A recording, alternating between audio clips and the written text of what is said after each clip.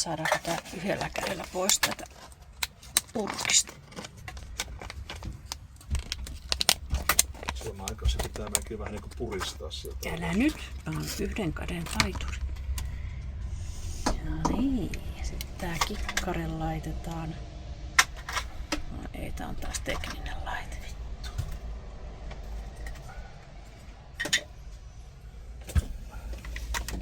Toiseen näistä.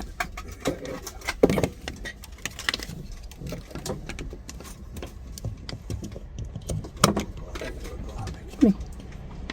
Se hauppus sinne.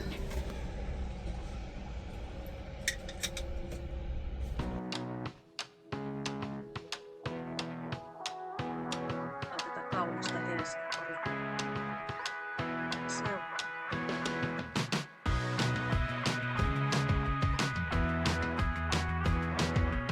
Kaikessa David's Bitch. Bitch ja Kortti. No.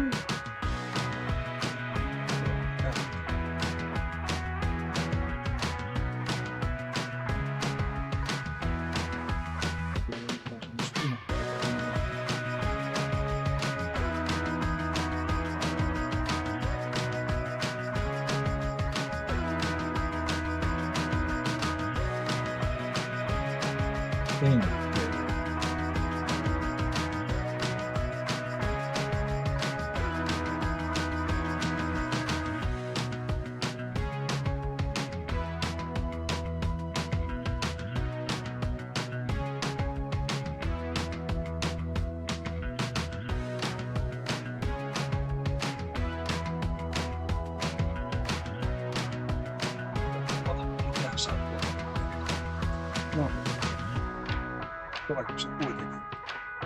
Mikä hakee sen kuitenkin?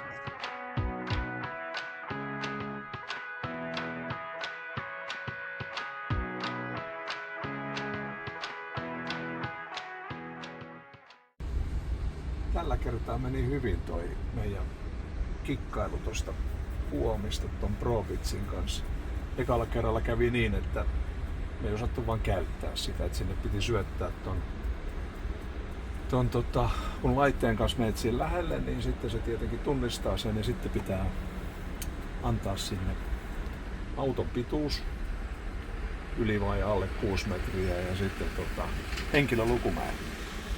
Sen jälkeen vastaa kyllä, niin sitten pam, Puomi auki, kuitti tuli. Kuitin mä joudun toki sitten juokseen taaksepäin, koska se kuittikone on tuolla niin kuin polven korkeudella. Niin, se henkilöauto oli suunniteltu selkeästi. Joka tapauksessa meni tosi hyvin, Puomi aukesi automaattisesti ja päästiin eteenpäin, kuitis näkymä ja kaistanumero ja nyt tuossa edessä sitten näkyy noita valoja tuolla ylhäällä, että siellä nyt sitten rekat numerolta 12 ja henkilöautot numerolta 7 pääsee nyt sisään. Katsotaan miten päästäänkö me tähän kyytiin jo mukaan vai joudutaanko me ottaa seuraavaa lautaa.